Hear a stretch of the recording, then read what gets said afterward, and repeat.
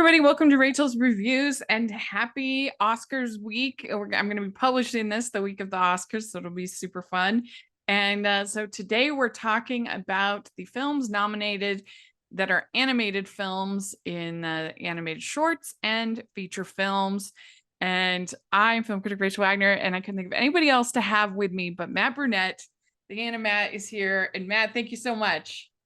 Hey, it's a great pleasure being here with you. I always enjoy collaborating with you on these little videos or like these projects. So and especially this one is going to be a lot of fun. Yeah, definitely.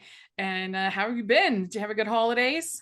Yeah, so far so good. It's been I've been improving. It's mostly like, especially for this year, I've been focusing a lot more on myself and to like treat myself, like to improve more of my well-being. And Mm-hmm. so far it's been growing a lot better on that. So Oh, I am good. very thankful. While at the same time, of course, getting to work on my videos and also like my other job on acting, which so far it's all that has been keeping me busy. Yes.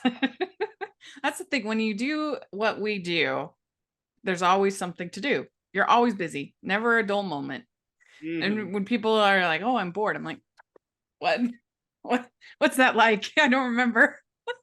Yeah, even just today, like it wasn't that long ago. I actually came back from a fitting for a shoot that I got to do later. Oh, yeah, that's cool. Oh yeah, I can't Yeah. say what it is, but Keep us it's posted, exciting. though. Wait, what? Keep us posted.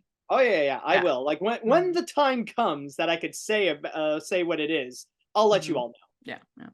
Well, do you think we should do shorts first or features first? What do You you know, think? traditionally, like the Oscars, we always start with the animated shorts, Okay. usually. So why don't we go with that? Well, so yeah, we got a chance to watch them. And overall, as a group, how do you feel about the group? Do you think it's a strong group? Not the strongest, honestly. The majority of it is just really eh. There's just one for me personally that really stood out from the rest, but the others I kind of feel like, yeah, they're going to be very forgettable. Yeah, I completely agree with you. I think it is a very weak group of shorts, and it does kind of sting that Once Upon a Studio was not picked over any of these. I think it is a stronger short than any of these, and Ooh. it's I don't know, it's kind of sad. Honestly, I was about to ask. Like, I thought I would save it for later, but I guess you pretty much answered the question. Do you feel that Once Upon a Studio got snubbed? And the same for me. Like, honestly, I'm still debating with myself if I would consider it like the winner if it was also nominated, because like we'll get into later for one in particular as to why. But yeah, honestly, there are a few in this that I would have easily replaced with Once Upon a Studio. So yeah, it got snubbed hard.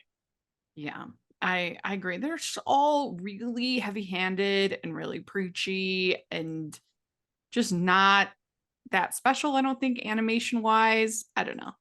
Well, a lot of it I just feel like some of them is more style over substance. Like a lot of Uh-huh. them focus more on how how creative they would be with the animation, because a lot of these I noticed we got a bit of a theme of multimedia or using a variety of animation mediums all at once, but they don't necessarily have a whole lot to say. And some of them like some of them, like I agree with you, they can be a little too preachy. Some of them I feel like they really don't say that much. It's like, oh, this is a thing, and then that's it. Like, okay, I guess. Yeah.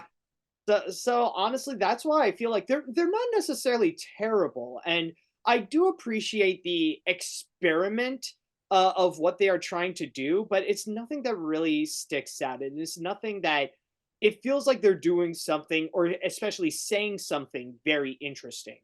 Yeah, I don't think there's one that I genuinely think is terrible, but the rest Oh, I think are just fine. And I think the one that I think is terrible is probably going to win. It just won the Annies, and I was like, oh, that's the no. one. Oh, I But know what you're talking about. so we'll see. But anyway, let's dive in. Let's talk about each one. So the first one we'll talk about is Letter to a Pig. And this one is a Holocaust survivor reads a letter he wrote to the pig who saved his life. A young schoolgirl hears his testimony in class and sinks into a twisted dream where she confronts questions of identity, collective trauma, and the extremes of human nature. So overall, what do you think of this one? That one I find to be among the better ones. Not necessarily, not definitely not the best, but it's just it feels like as you say, I understand. This is one of those that like I'm probably guessing that you would believe it's preachy because yeah, Mm-hmm. this is one where the message. Well, I do find to be interesting because the whole point is that this is a girl who's listening in class, they're listening to a Holocaust survivor talking about his experience and stuff. And she's kind of like imagining herself, and then gradually the entire class is imagining themselves what he went through and the post trauma Mm-hmm. of like surviving after World War II. And like even the old man mentioned like, oh, I would, like afterwards, I met one of the Nazis and I wanted to take him down and I wanted my revenge and I got it. And like we see a little bit of that, like kind of like the students getting secondhand experience of what that guy went through. Well, I do find that to be interesting and it does provide some substance. Not to mention with the animation, it's kind of like more abstract mixed media where it's like you got parts of live action, but at the same time you also got like sketchy lined Sketchy, and yeah. yeah, like sketchy And animation. watercolor. Yeah. Yeah, So I like do like the animation in this. I think it's strong. I guess the idea of a girl connecting with the past and with this Holocaust survivor, I just don't really like the whole pig part of it. yeah, no, it is one of the it's definitely one of the more artsy ones. Like Yeah. you could tell it tries very hard to be artsy and like all the students wanting revenge, like they're plotting their revenge and going after this pig. Like it's Mm-hmm. literally just letting out their frustrations on a pig and then like of course like you got the symbolism of forgiveness where the pig like just massively shrinks where like the girl could just hold it in her one hand. Like Yeah. It's yeah. just a little on the nose. Mhm. I would have preferred it to be just a story of, let's say, a grandfather type character telling his experience to his his grandchild, and I feel like the whole pig part of it kind of art schools it up. Yeah, it's like It's like we got to art it's a school it. it's like at best it's a very acquired taste. Yeah. Like this feel like it's not it feels like something not from a filmmaker but more like a contemporary artist that really wants to focus more on like trying to tell the message more so than the act than presenting the actual Yeah. artistry in Well, itself. don't you think it feels like an Oh, art school absolutely. student? Yeah, absolutely. Yes. Absolutely. Like as a fine arts graduate myself, Yeah. I could sense that this is someone who's trying to be more like a contemporary artist. And it's Yes. almost as if like, oh well, the message I want to say is trying to really make things up compared to the actual Yeah. art that they're presenting. Which I mean, like the animation is fine, and I do get what the message is trying to say, but it's like you could tell that the filmmaker is like really getting a little too full of themselves while making Yeah. this.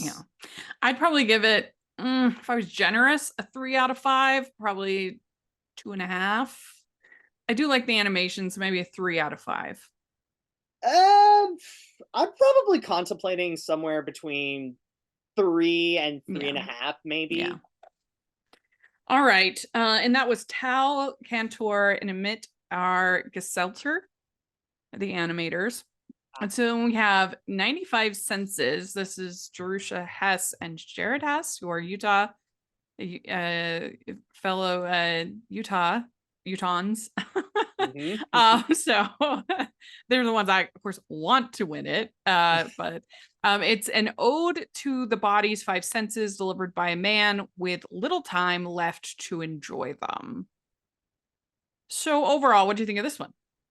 This, I gotta say, is the only one that I think is great. this Yeah. is the one that really surprised me. Like, okay, wow, like really, it took me on for a ride because at first you wouldn't really think much. You would think that it's kind of like similar to the rest, where like it's a lot more artsy and it's basically like this old man talking about the five senses. It's like, when I was your age, we have Yeah. our eyes that we look around the forest, and then we have our cell phones, which is changing the shape of our eyes. Yeah. Like you get this old man just talking again and again, but then you slowly learn about who this old man is, and then like the entire scenario that he puts himself in, and that suddenly it's kind of like it dawns on you that this Yeah. is a much darker animated short, and not to mention the use of the variety of animation, like all beautifully stylized and all very very good. It's like basically it's this old man trying to highlight all the five senses, but then you realize, oh, that like I'm not going to spoil too much, but then you realize what he did, like what he did and why he's in that place and why, like you said, he doesn't have that much time. Like it gets a lot more grim, like the more he continues to talk and the more he looks into the five senses and why it's about the five senses. So honestly, in terms of like just like the way that it compacts all the story, like everything, like telling this story and like giving us these emotional twists, all presenting like some great animation like through these very small segments. Honestly, this is the one that really blew me away. And like Yeah. if I were to vote at the Oscars, I would pick 95 Senses as the winner. It's definitely by far my favorite of the five, for sure. The way that it combined all these different mediums and was inventive and creative in the animation. It had a sense of humor to it. It wasn't taking itself so seriously, like Letter to a Pig or some of these other ones. And so yeah, it's definitely my favorite of the group.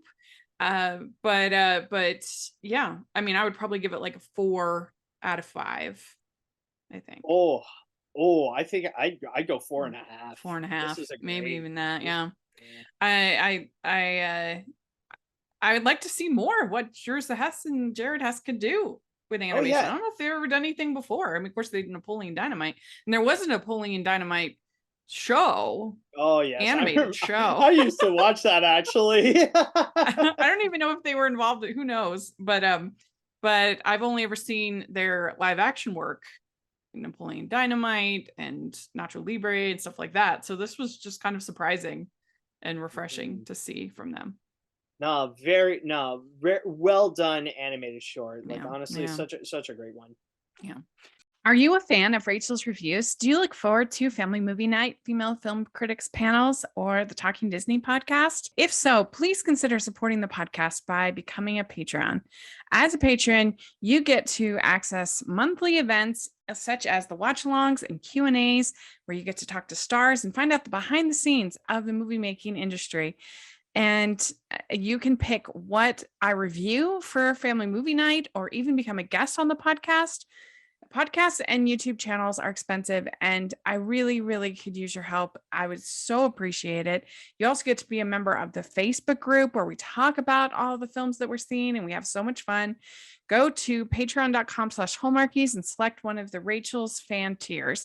That's patreon.com/hallmarkies. Next, we have Our Uniform, and this is an Iranian girl unfolds her school memories on the wrinkles and fabrics of her old uniform. By the And way, so sorry to interrupt, but I actually do have it right here because I'm on the Shorts TV website, and it's the director is Yigan Moghadam. I don't know if I'm saying that right. mm, yeah. So what did you think of this one?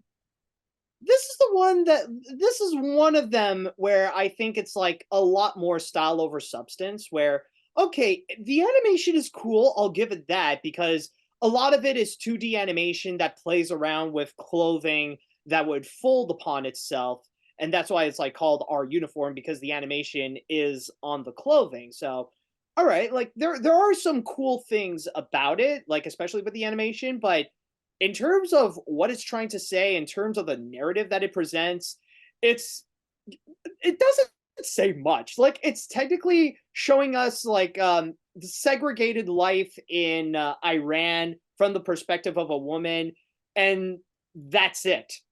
You know, it's kind of Yeah. you know it's I kind of felt like she would explain to us like how life in Iran is for a woman, and then by the end of it, it's like yeah, I was just sitting there like okay, but what's your point though? Like Yeah. what conclusion can we come up with this? She's just telling she's basically telling us of how life is in that country, and then she's like, "Oh, but now I'm moving out to another country where I don't have to follow those rules." And it's like, Yeah. and ta-da, that's it. Roll the credits. I liked sort of the paper mache look to the animation. I thought that it kind of reminded me, there's this animator, small animator named Sydney Bonme, and she just had a movie called My Love Affair with Marriage that came out last year, and then she had Rocks in My Pockets, which is really bold and creative, and they have a somewhat similar sort of paper mache kind of style, and I like that style. But to me, this short was trying too hard not to offend anybody. It was trying too hard to make everybody feel good, and everybody. So it's like the opposite of Letter to a Pig. It's like Yeah. it's it even at the beginning it has this warning like no judgment about anybody who wears Yeah, it's like, we're not offending the hijab here. Yeah, it puts up the yeah. disclaimer. It's like, this is not a knock against the hijab. Don't worry. Yeah.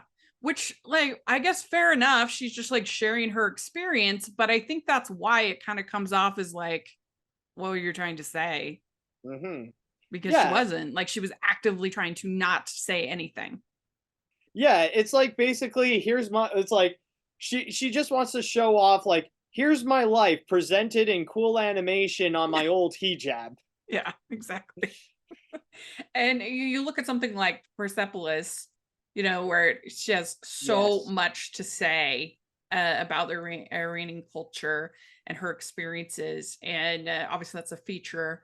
But you just learn so much about the unique character, the unique personality, unique situation, and I think that this just doesn't quite get there.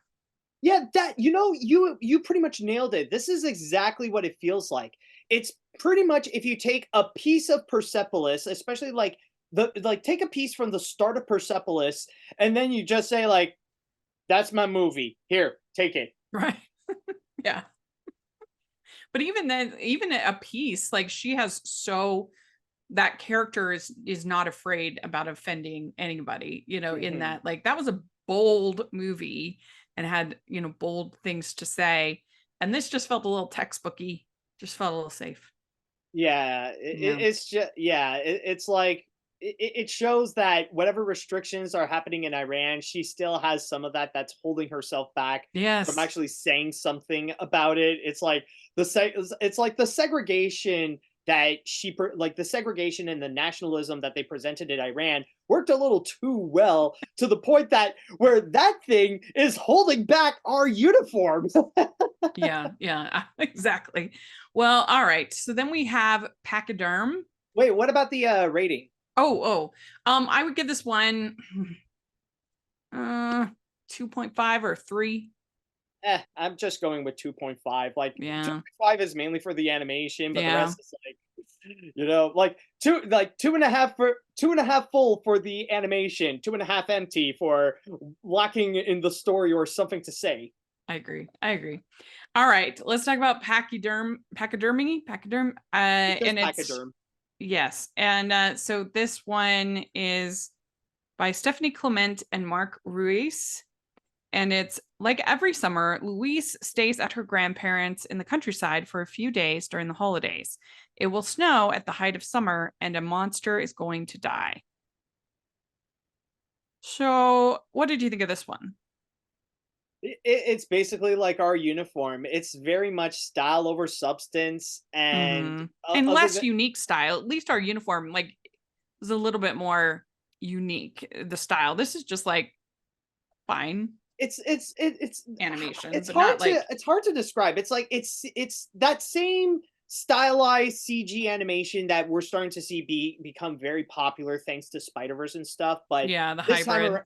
Yeah, like it's basically CG that's meant to look like that's meant to look like either like gouache or an oil painting, like the kind Mhm. of like the kind of old style paintings that you would find at your grandparents' place. Right. But during that time, like, okay, maybe it's like more of a slice of life kind of thing where this girl tells the story about her days when she would spend, when she would spend a little vacation at her grandparents Yeah. and just talk about what she would do in there. But again, there's not like there's really not much to say. There's really not much that is going on. Imagine My Neighbor Totoro, but with no excitement or with no whimsy or anything like that. I mean, like It's at least true. with at least with Mei and Satsuke, like they're excited and like Yeah. curious and enthusiastic about the world around them. This girl, like she doesn't really care. She's mostly Yeah. like maybe bothered or disgruntled. Like she feels uncomfortable to like even exist in that area in the first place. Well, and I am like a sucker for grandparent stories. Like I love movies about like cranky old men, cranky grandparents. Like I love Up. It's one of my favorite movies. I even like things like Gran Torino. And I mean, it's just it works for me almost always. So this could have been a real easy layup for me. I just even like things like 80 for Brady. I just love like grandparent stories. And and so this could, but you don't really get to know the grandparents that well. It's more about like this amazing country and side that she's at, and this it's more about her than Yeah, about the grandparents. yeah, I could have had more grandparent time. yeah, and like and it doesn't feel like there's much heart either. It's just Yeah. it's just a little girl's awkward time at her grandparents, and that's all it is. Like a lot of it just feels awkward. Yeah. Yeah, it really does. So it was just even now I it wasn't that long ago that I watched it and I'm having to kind of be like, what was that one about? Trying to kind of Mhm. remember. Like it's very forgettable. So this one I would probably give it 2. Yeah, honestly, I think this is my least favorite. So honestly, I think I'd go with two. It's just one step Mhm. lower than our uniform. Mm. So then we have War is Over, inspired by the music of John and Yoko by Dave Mullins and Brad Booker. And I hated this. I hated it. I thought it was so cringe. Oh So wow. cringe. The whole time I'm just like, oh no, they're gonna play this song. And I was like, oh. And it's at a World War I front. A carrier pigeon delivers moves. I'm sorry, actually. At a World War I front, a carrier pigeon delivers moves messages between two soldiers playing a chess game, unaware they are on opposite sides. Okay, like I don't even think the animation is anything special. I think that I've seen this basic like CG glossy animation a million times, and I was like, oh no, now the pigeon's gonna die. This is Yeah. just, it was so cringe. And then when they played that song, I was just like, no. And I cannot believe it when the Annie, I'm just like, By the way, I don't know if this is either me or maybe you also have that as well. Do you feel like the audio was like too loud to the point that it started to get so yeah. distorted? Like It I was, feel there was in the screener, because we both had a screener link. We didn't watch this at the theaters. Yeah, there was something a little off in the mix. like I understand the explosions, to Yeah. emphasize like how they could be loud, but then like you got the John Lennon song playing, and like that got like absurdly loud as well. It's almost like even the song is hammering the message. It's like, so this is Christmas. I hope you had fun. Yeah, yeah. I'm like, have people at the Annie's never seen a movie? I just feel like, have you never seen like what? Oh my I can't god. believe this one. I just can't believe it. I thought it was.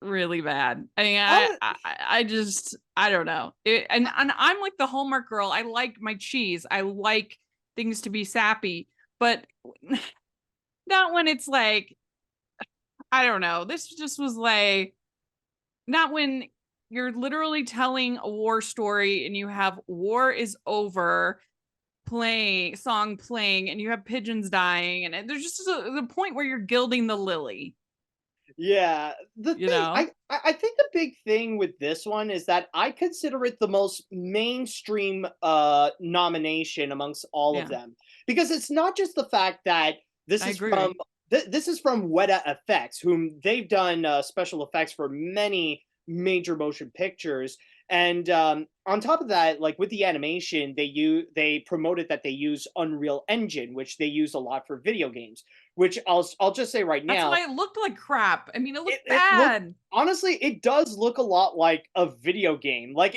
I would say like the style is almost comparable Yeah, to it does. Team Fortress 2, except this one is just taking itself a little too seriously. It's kind of like it's kind of like that stylized animation that's trying to be like Spider-Verse, but it doesn't, like it kind of like stops halfway through from really trying to push its style. Yeah. Yeah, with this one, I just feel like it not only is it from like the people making it that's really mainstream, and not to mention, of course, like the fact that they heavily promote the fact that this is based on like the music of John Lennon and Yoko Ono, so like using that as a heavy promo thing. But also like the story, the narrative that they would present feels a lot like something that you would get from a mainstream animated feature. It does carry a lot of those same cliches. It like the message that you've mentioned before. This is another one of those that like it is very preachy and it goes very in your face with it. Like I'm not as bothered as you are. Like I could see some charm into this, but it's far from my favorite. It just feels like it's like it gets a bit too much of that Hollywood treatment, and from there I just feel like okay, like they're just using like the familiar names in order to really go and promote itself and like Yeah. show itself like how big it is, because like oh, it's from Weta FX, oh, it's with music from John and Yoko, That's and why I bet it won the Annie. There's mm, all those that it has all those connections because a lot of people don't even know what the shorts are. A lot of people don't watch them. So then mm. they maybe I don't know about the Annie, but in certainly the Oscars that's the case. And I don't know. I so feel I'm just gonna say I honestly have some problems with the Annie Awards. Like I've ranted on my podcast that honestly I'm mhm, very disappointed the Annies have gone back to their they've gone back to their like sweeping habits, and like they mm, just blindly give all the Annies to their favorite movie, which in this case is Spider-Man Across the Spider-Verse, which I'm not opposed to Spider-Verse getting Annies, including Best Animated Feature, but like the sweep that it did is just okay. I'm getting sick and tired, and I feel like the voting process in the Annies is really not that different from the Oscars, and that's why I feel like a lot of the Annies is just taking its credibility away from me. yeah, and that it could be a chance to really showcase animation where we know that in the Oscars so often they don't even like the voters don't even watch. You know, it's just they just ask Yeah, their kids like, "What's your favorite?" You know, which is very frustrating. We know exactly, and from those Oscars, Oscars. Not that Spider Verse doesn't. We'll talk more about that. It deserves all the it deserves accolades, but oh yeah, for sure. yeah, it is a little frustrating that the Annies also sees kind of in a way that it's good that they have the indie and the mainstream divided up. In a way that's good, Mhm. but in another way it's maybe a tiny bit of a cop out that they like they could be the one giving Robot Dreams the main prize instead of in just the indie prize, Yeah, but it's you like know. the thing is that if you like the Annies, I feel like they're kind of approaching it similarly to similar to like some biased fanboy on Twitter. Like they just blindly vote for the name The that they feel like, studio. oh, they got to Yeah, go. I mean Disney, this was the first year that I I don't think Disney animated series won a single thing. I Well, think this is the Disney first. Well, I mean, Pretty technically, sure. they got a special achievement, but Oh, but okay. Wish sadly for me, but Wish didn't get a single nomination though, which Mm, honestly I felt like maybe it should have gotten at least like a few. I mean, like the animation, I feel like is a nice achievement. mhm. But It was just a then it, strong year. It was a oh strong year yeah, for oh it's animated films. oh yeah. Well, so what would you give Wars Over? Oh yes, we're talking about the Oscars. But War is over. I think yeah, like for me, I'm not that bothered by it, but after talking about it, it's like, yeah, it is kind of cliched, but honestly, I'm gonna be more generous. I'll just say it's like maybe like two and a half at best, but Yeah. maybe like I would go like two, like maybe two, but I'll just stick to two and a Yeah. half. I'll give it 1.5. I really didn't like it. I think we both agree though. 95 cents is the correct choice. Oh, The absolutely. winner. Like that's the winner for us. But Yeah. be honest though, who do you think is going to win? I think War is Over is going to win. Yeah, same here. I do.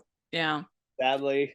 I do. So I think that people, because we've got like this war going on and we've got I don't know. I think that it'll be the seen as the sentimental pick, and if Mhm. has those Weta and other things ties, I bet it's the one that people that didn't even watch them will just vote for, even though it doesn't. Yeah, but Then anyway, again, I think they only do that for animation because the voting process for animated short, I think they stick it to like the animation branch of the oh, is it Oscar. okay? Yeah. Okay. We'd like to take a second and thank our sponsor for this episode of the podcast. It's the Hallmarkies merch store. Are you looking for that perfect gift for the postable, hardy, or hallmarky in your life?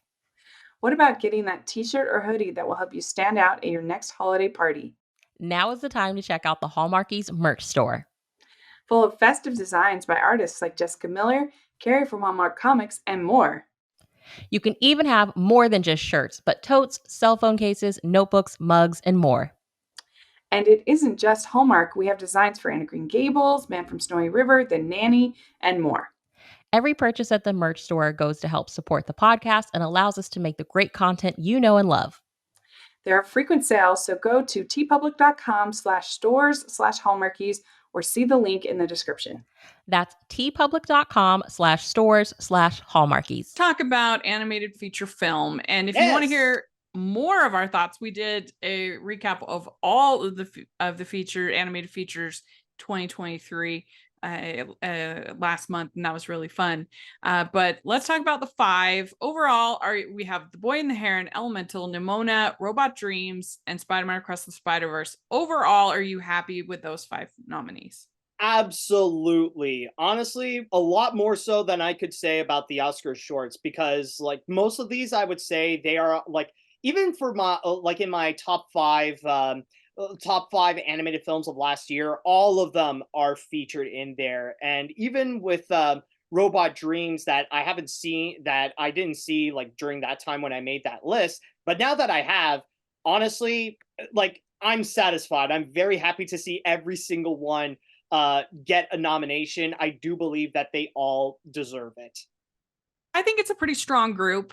I would personally like some of them more than others, of course. And I would Mhm. have loved to have seen a non-Miyazaki anime film get recognized, which they still Uh, have only done once. They, for some reason, just don't love Makoto Shinkai, and no matter what he does, they never seem to think he's worthy of a nomination. They could have done something interesting with like a first slam dunk or or something uh, like that.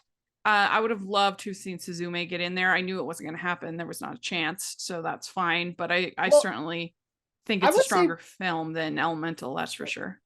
Well, But honestly, I feel like with the Oscars, they almost never recognize anything that's like that's Japanese animated yeah, and not from Studio Ghibli. they've Like only they've only done it once. yeah, it's Mirai, yeah. Mirai is the only film in all the years that they've had this best animated feature, the only time they've ever nominated a non Ghibli anime film.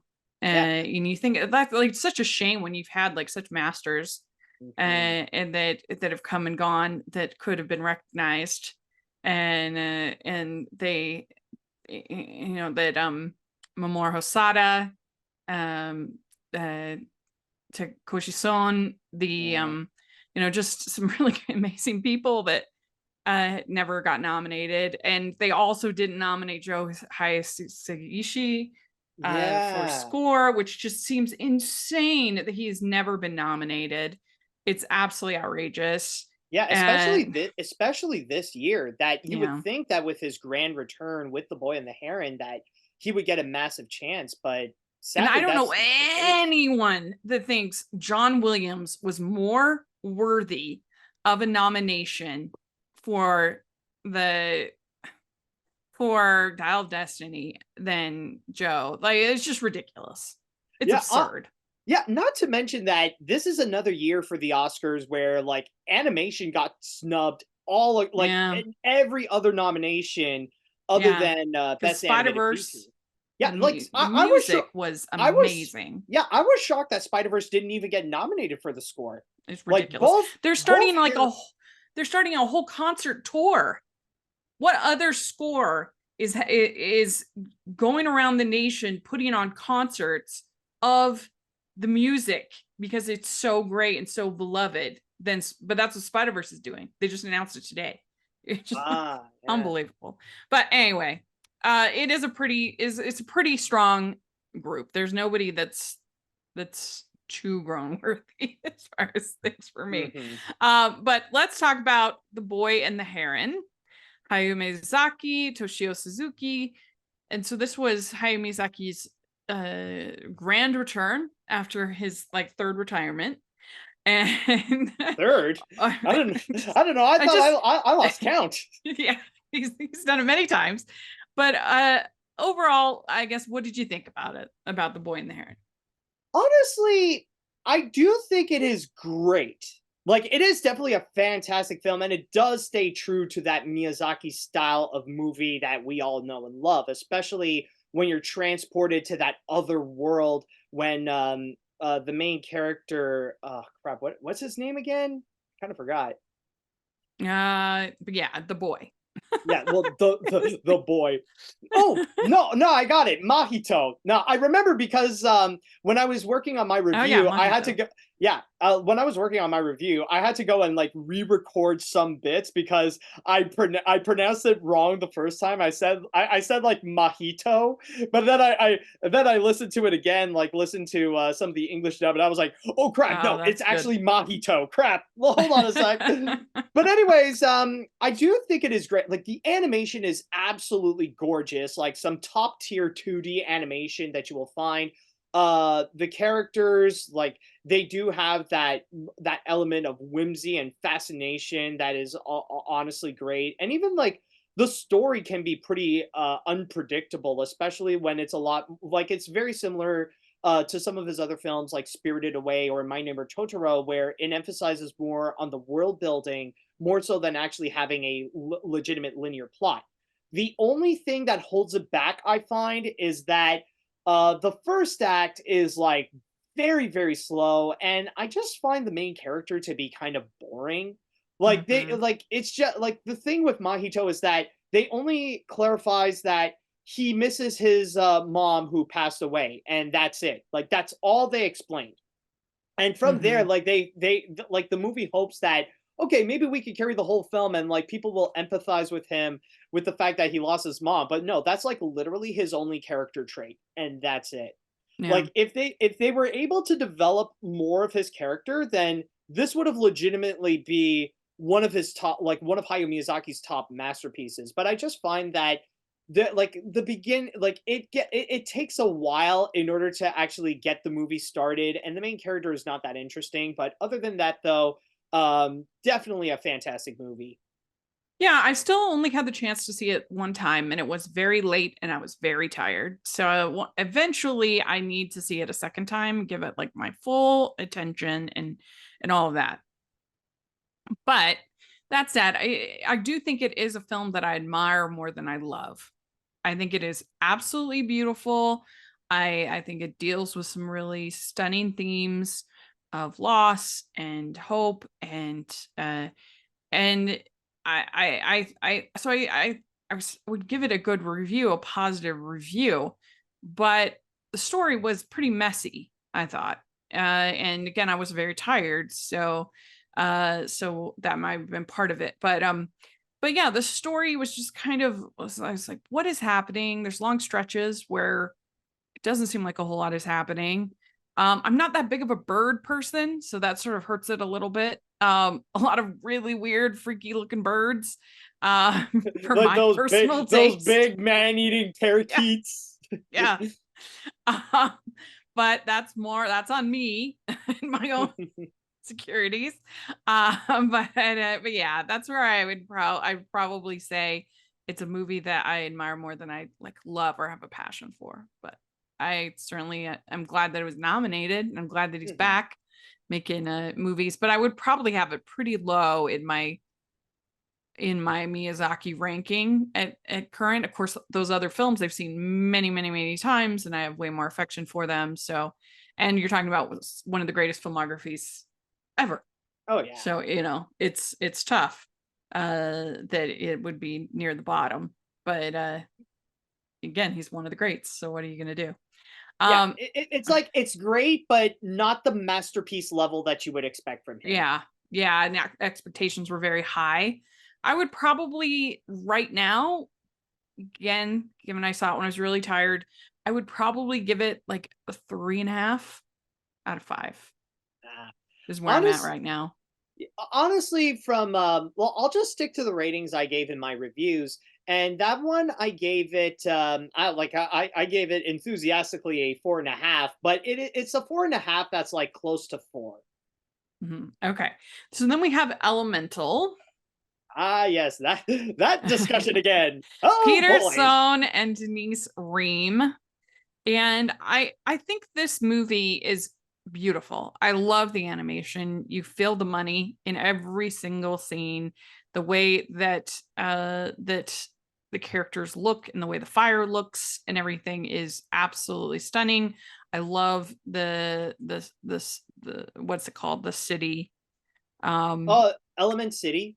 Element City. Yeah, Element City. The whole look of that is great, but to me, this just felt really derivative. I mean, I think I would have liked it a lot better if I had already seen Inside Out and Zootopia and Monsters Inc. and a million other movies that are like behind the scenes of, we're going to go into the world of monsters. We're going to go to the world of elements. We're going to go to the world of emotions. We're going to go to and the romance to me, I didn't really see what I didn't really see what's his name, the water, Oh what's the wait. Wade. I didn't really see what Wade saw in Cinder. She would just go off, and she was very volatile, and I guess that has an appeal, but I didn't think they built up the romance very well. I didn't think it was very compelling, and just almost everything about it, I felt like I have seen this movie 100 times, and Well, I mean, that's part of your job. You're like the Hallmark girl. fair enough, but like I I don't know, it just felt very derivative to me. It didn't feel special. It felt like, okay, Pixar's just going through the motions at this point, and they're not giving me unique stories like they used to, that would wow me. And I don't know, I just thought it was not great. Well, for me, honestly, I do agree it's not the best of the Pixar films. I do like of course I do agree the animation is absolutely phenomenal and easily among the best animations that we have gotten this year from an animated movie, especially with the way that it technically highlights special effects as a way to build their characters, and it's like you get a lot of very wonderful and creative moments. But I do agree that the story like does feel like more of your typical romance feature. That Mhm. like the plot itself is not really that original, and it kind of goes through those same kind of tropes that you Yeah. would expect in these kinds of love stories. But Like we've gone back into the world of luck, and we've gone into the world of just recently DreamWorks put out the world of anxiety. We've gotten in the, I don't know, I just need more. I'm just getting a little tired of it. yeah. But I will say what I disagree with you is that I actually do like the characters. I like the chemistry of the individuals like Wade and Ember. And I feel like that's the one thing that really did save it is that they Mm-hmm. were able to build, like for me, they were able to build the characters strong enough where it did get me invested in seeing these two characters and eventually maybe seeing them together. And not to mention, like, there's a lot, like, not only with the animation, but it also has like a subtle layer of a commentary in regards to immigration, which I do find to be interesting. And yeah, like Disney really did drop the ball in not presenting that as much because like this movie does have something interesting to say, especially that it helps build with the world building more so than just the romance it itself. So again, I do Yeah. find that even though the story is not that strong, but I do feel like it more than makes up for it with the animation and with the characters. Characters. The other thing that I didn't really understand was why she went from seemingly being happy with her father and running the store, and I didn't really understand why at the end I felt like they kind of villainized him, the father. Like, and I was like, he didn't make her do this. She seemingly wanted to run the store, and then all of a sudden she doesn't want to run the store.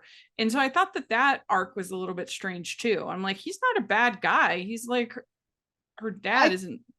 I think I could explain that a little bit because it's not necessarily making the dad the bad guy. It's more like this it's more the psychological aspect because honestly there is a part of me that kind of experienced the same thing as well where you want to try to live up to your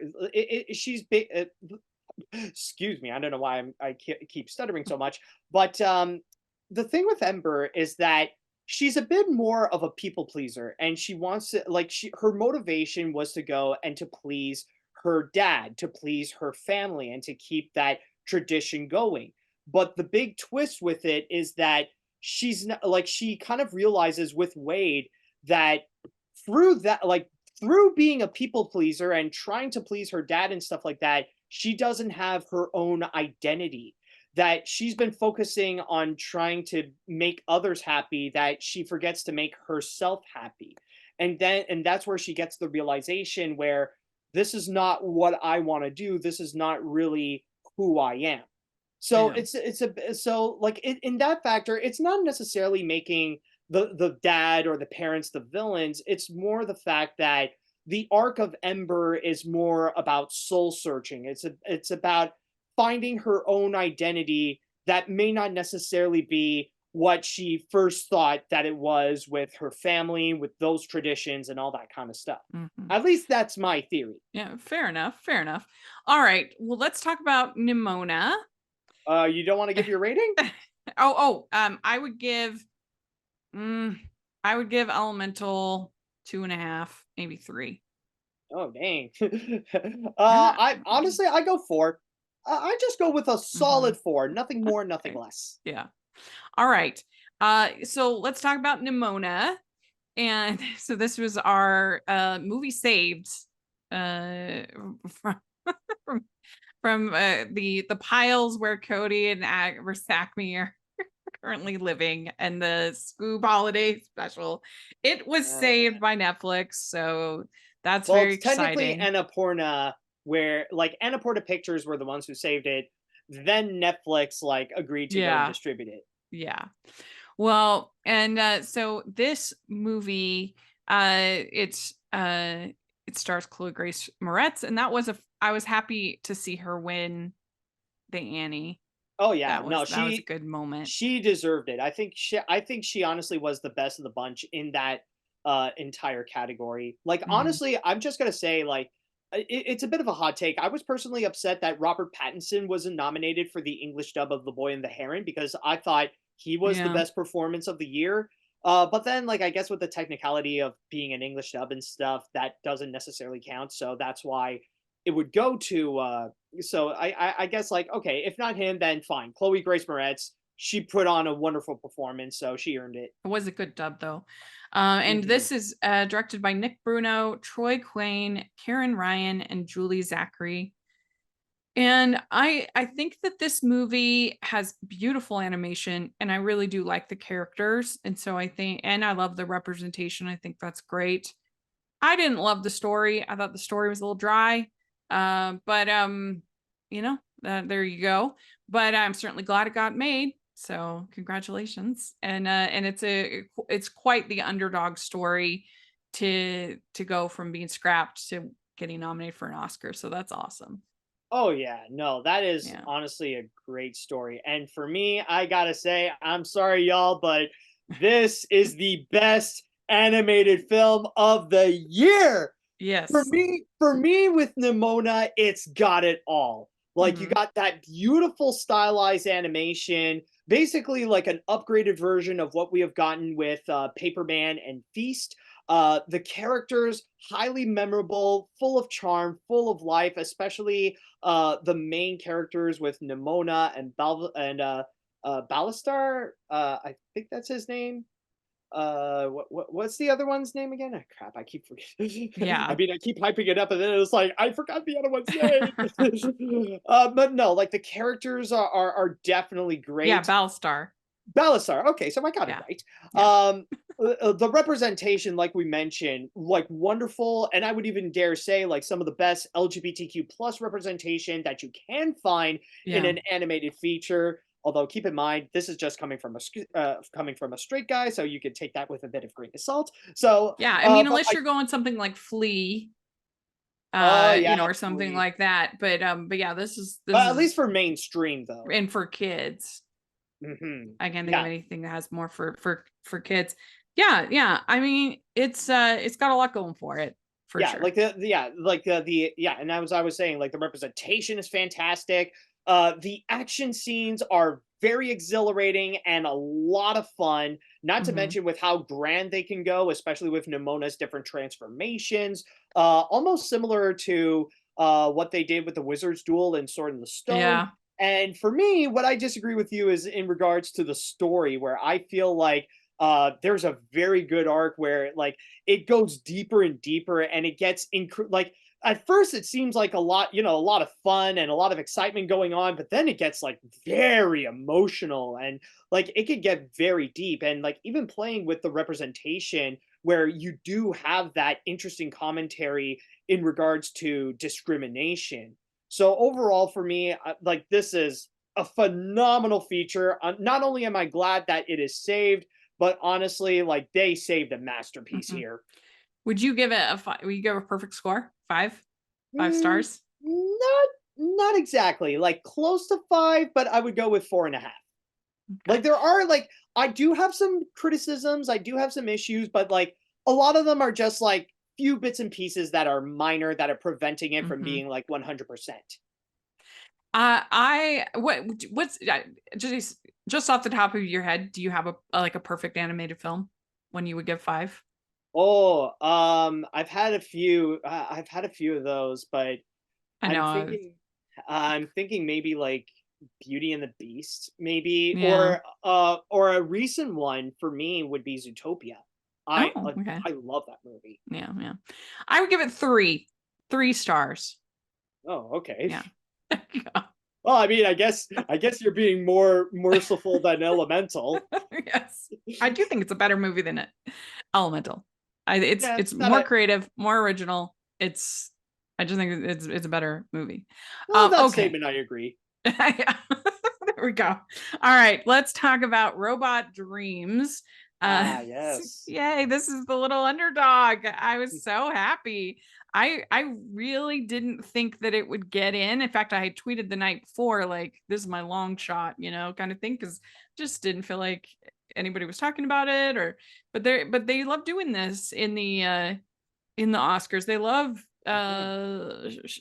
shepherding, showcasing, recognizing these small animated films, your The Boy in the World or Song of the Mhm. Sea, or some of these ones that Yeah, like your mandatory indie animated feature yeah. that's not necessarily from like the mainstream crowd. Yeah, like people grew to kind of accept the Cartoon Saloon was going to get one after a while, but when it was first started, something like Secret of the Kells and stuff, that the people were like, "What is that?" And then they became kind of a mainstay. But yeah, this was so exciting. This is directed by Pablo Berger, Ivan Kermanzana, Ignacy Estape, and Sandra Tapia Diaz. And this was this is my favorite of the group. This was my favorite animated film of the year. This was in my top 5 films of the year, and I just absolutely loved it and adored it. It was so charming and funny, and I loved how it used music, some of the best music drops of the year, if not the best. I It just made me really happy to watch. It was so cute. So I loved it. And I think the best use of September ever Oh, in a movie. oh yeah, it is cute. Honestly, I gotta say, I was very shocked to see that Robot Dreams would get nominated because I Yeah. thought that, like, I was thinking the mandatory indie animated feature to be nominated. I thought that was The Boy and the Heron. I thought that one would take that spot, but lo and behold, they decided to go with that. Like, I was thinking, okay, maybe that like extra spot would either be for maybe not necessarily Suzume, but like either Mutant Mayhem or Wish. But the fact that they went with Robot Dreams, okay. No, I Honestly, think even before watching it, I was like, you know what? Fine, let's go. Give more representation to some underdogs. yeah, I think that the big one that missed, that if it had been a better movie would have for sure gotten in, is Chicken Run Dawn of the Nugget. Uh, That the Academy loves stop motion. They love Aardman, and rightfully so. Most of the time, oh Aardman yeah, of crushes it. course.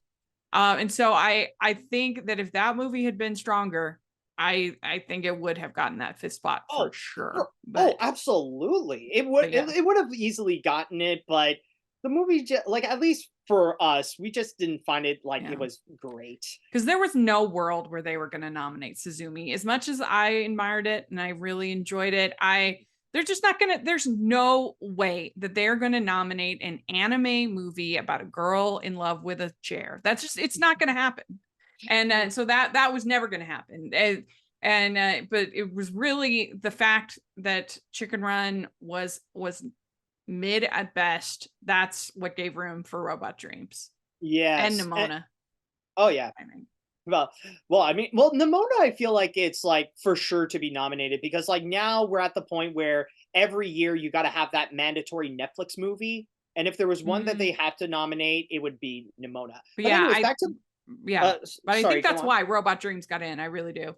Oh yeah, yeah, yeah. And Mhm. yeah, but with Robot Dreams, I gotta say, what I think is actually great about it is that it reminds me a lot of the Shaun the Sheep movie, or at least Yeah, the movies, like with Farmageddon as well, where it's very simple and yeah, it's a silent movie. Like none of the characters legitimately talk, and from there, it only focuses on the friendship of dog and robot, and you see the life of like this lonely character who suddenly gained a friend, but then suddenly is like very separated from that friend. And like from there, like the only thing that's truly carrying this picture on top of like the great 2D animation that they presented is the music.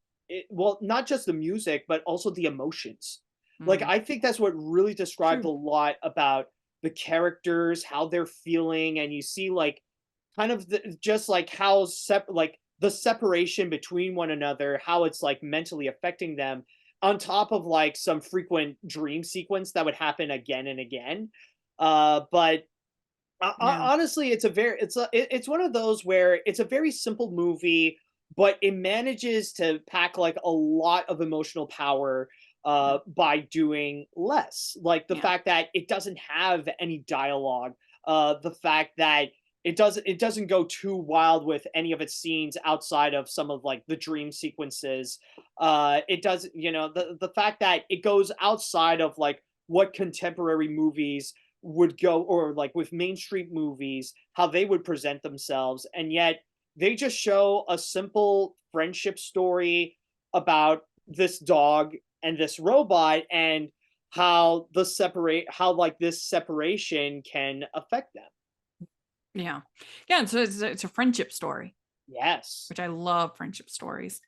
So yeah, it was really strong. The only bone to pick that I have with Neon, because congrats on for them for getting it nominated. The only bone to have is what are they doing? They are they better have a darn good reason for the fact that they are releasing it in May. It makes no sense. There's no animated films coming out in between Migration and Kung Fu Panda 4. They had this window where people were talking about it, people wanted to see it. It was nominated for an Oscar. You could have used that in the promotional materials, and there was no other animated films. I mean, Migration's been cleaning it up because they're the only one out there, and it doesn't make any sense. Like Mhm. I why did they do that? I have no idea. But that was very stupid. But they must have had their reasons, I guess. But it makes no sense to me. Why wait Yeah, until May? it's yeah, it is strange. Like they're kind of waiting for a release date that is just going to make it way too late. Not to mention that like they're going to enter into summer blockbusters, and people are just going to immediately shift their focus onto like the Garfield movie or Yeah, Inside Out 2 and stuff like that. that's what I'm saying. They had all of this time where there was no competition. There were no family films. So people have still been going to Migration or going to Wonka because there's just nothing else. I don't know. It doesn't make any sense to me. Yeah. Anyway, so I would give, like, on Letterboxd, I actually did give it a perfect 5, because on Letterboxd, I'm more saying like that's like one of the best of the year. As Oh, opposed okay. to like, do I literally think it's perfect? No. But so it depends on like how I'm rating things. But like I would give it very high. It doesn't have a lot of flaws. I like 4.5. Yeah, honestly, I would give like for now, like I haven't fully developed my thoughts like in a concrete review style that I can comprehend. But for me, I think I'd just go with four. For now, I'm gonna go with 4.5. I think like Yeah. this is one of those films that deserves its spot, and like deserves to compete against like the others, like with Nimona and the Boy and the Heron and stuff. All right. Last, we have Spider-Man Across the Spider-Verse. Ah, This yes. has a long list of directors: Kent Powers, Justin K. Thompson, Phil Lord, Christopher Miller, and Amy Pascal, or I guess producers, Well, animators. don't forget, there's one that they left out, which is Joaquim dos Santos, Oh because yeah. they can only fit up 5 names for like the Oh. producers and the directors, and I don't know why the fridge they decided, oh, we need to fit in Amy Pascal, so let's get rid of one of the directors, which is like kind of weird and Yeah, that stupid. is weird.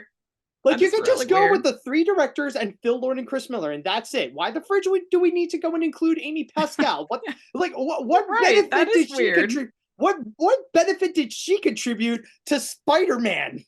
Yeah, that's really weird. I didn't realize that. That's very strange. Hmm. So for me about this movie, I think that it is stunning. The animation is absolutely unbelievable. Within one scene, you'll have sometimes 6 or 7 or more animation styles all going on at the same time. And just every single frame is a marvel. It is unbelievable. The music is incredible. The story I actually really found moving and wonderful. And yes, it's only a part of the story, but I was fine with that because I knew going into it that that was the case. I don't think that they should have changed it from being Across the Spider-Verse Part 1. I think they should have kept that in so that everybody would have known. Yeah. But I knew, and so I was fine with it. The only knock I have against this movie is I think it is a little exposition heavy at times. And I think that particularly the whole sequence at the like Spider-Verse headquarters All place, right. where there's all that is really exposition heavy. Oh And it yeah. gets a Well, little, that So that's really all that I had flaws with it, but I really enjoyed it, and I think that it's an outstanding film. Yeah, I do understand what you mean with that criticism because it is true. Like, I think I might have said this in my review as well that one criticism to give to Across the Spider Verse is that sometimes it could be a little too on the nose. Like, Hmm. especially when trying to describe that exposition, they call it the canon.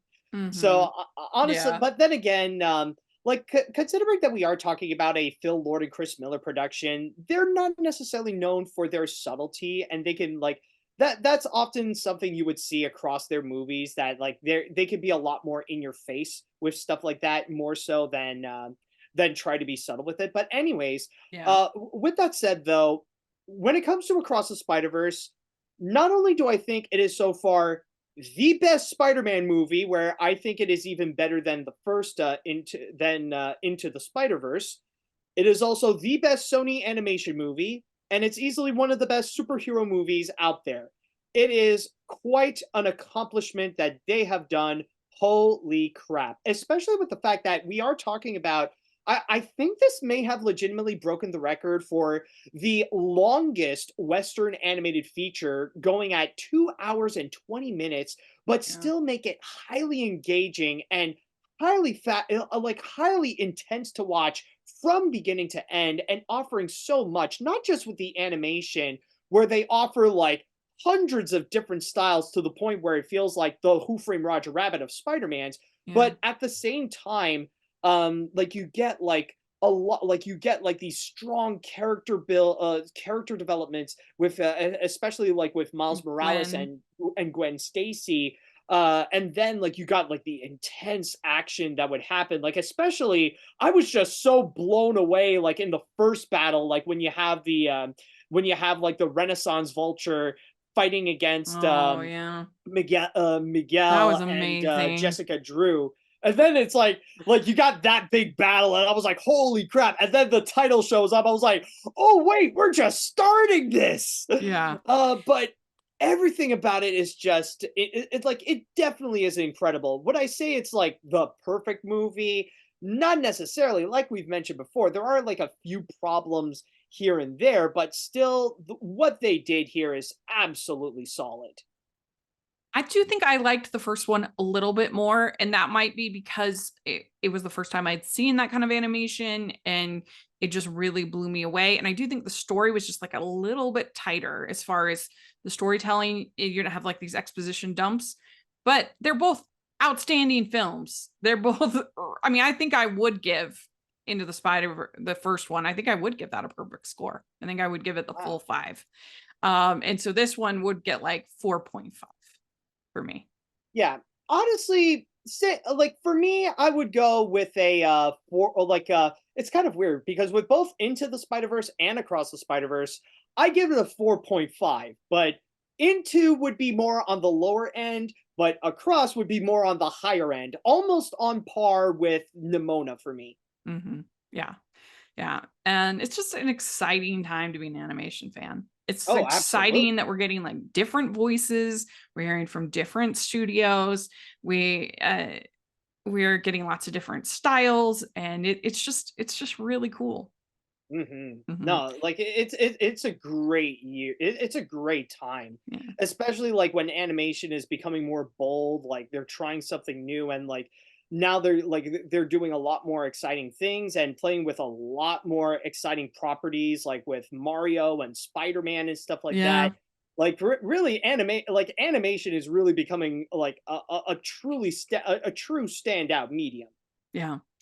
Well, it's really a two-horse race as far as who's going to win between Mhm. Spider-Verse and The Boy and the Heron. The Boy and the Yeah. Heron just won the BAFTA, it won Golden Globe, and you have Spider-Verse that won a bunch of stuff too. Yeah, like it And got like the Annies that we yes, mentioned, the Annies. although we've already had that discussion. But and it also, I believe it also got the Critics' Choice Awards. Yes. Yeah, yeah, yeah. So I do think that Spider-Verse is gonna win.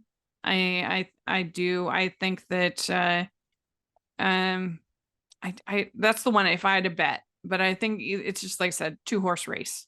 Oh yeah, no, like it definitely is going to be a very unpredictable match. Like it is going to be either Spider Verse or The Boy and the Heron. But for me personally, I think it's gonna be Elemental. No, I'm just kidding. No, but actually, I might have to split from you, and I would probably say The Boy and the Heron because even though Spider Verse got a whole bunch of those other accolades, like even with the Critics' Choice and like the Annies and stuff like that. So far, it's The Boy and the Heron who's been getting a lot of the big ones, like the Golden Globes and the BAFTAs. And it would not surprise me because of the hype that it got, especially with Hayao Miyazaki, that they would go and give that with The Boy and the Heron. I think that might most likely be the case. Like I wouldn't be surprised if Yeah. it would be Spider Verse, but I'm getting an inkling like maybe The Boy and the Heron to go and spice things up for the Oscars, like especially It's to go beyond like the yeah. typical American choices. It's a tough category to guess this Mhm. year. Yeah, you're gonna win your Oscar pool if you get this one right. This is a tough category. So yeah, we will see. But they could see it as sort of the last chance to honor Miyazaki, whereas we know that this is part one, and so there's going to be another one that they can give to. And they did give, the previous one the prize. So I still think though, if I was betting, I think I would put my money It's a lot, on yeah. Spider-Verse. Yeah. I I mean, it's kind of like why they nominated John Williams for Dial of Destiny because yeah. he doesn't have much time left to live. So like, give him the awards and nominations as much as you can before he passes away. He's only already been nominated like 95 times. I'm not Yeah. seriously. I Look, think he has. I think him and Walt Disney have the most Oscar nominations of any yeah. human. From what I've heard, I think like he's like around the same level as Walt Disney. Yeah. Anyway, congrats, John. Way to go. But that's our thoughts on the animation at the Oscars. Let us know what you think. What do you think of the shorts if you got to see them? And what do you think will win of that? What are you putting your money on, and what do you think of the Oscar nominee? Of course, my favorite would be Robot Dreams if I was picking, and of course yours would be Nimona, Of course. of the features. So let us know your favorites and what you think will win, and both categories. We'd love to hear that in the comment section. And Matt, how can people find you, your content, everything? Well, the main place you can find me is on my YouTube channel, Electra Dragon 505. But at the same time, you can also find me on my Patreon. I also have Facebook, Instagram, TikTok, and Blue Sky, in which you could just find Animat or Mat Brunet Animat as well. So find Yeah. either Mat Brunet or Animat, and you'll most likely find me. Very good. And you can find me at Rachel's Reviews, all over social media, iTunes, YouTube, and on Rotten Tomatoes. Check that out. And also make sure that you check out everything on Hallmarkies podcast. And we did a whole episode of Hallmarkies podcast where we talked about animated romance, which was really fun this last summer. So I'll put a link down to that. You should check it out. And if you are listening on iTunes, please leave your ratings and reviews. That really helps us a lot right now, especially there was this update to the iPhones that ruined a lot of podcast feeds and subscribers and stuff like that. So if you have a podcast that you love, please put in your ratings and reviews because we all need it right now. If you are watching on YouTube, please give the video a thumbs up and subscribe to the channel. We appreciate that so much. And also have a Patreon group and merch store. You can get a hashtag Animation Junkie shirts. Check that out. And thanks again, Matt. This was so much fun. And we'll talk to y'all later. Bye. Yep. See you later, dudes.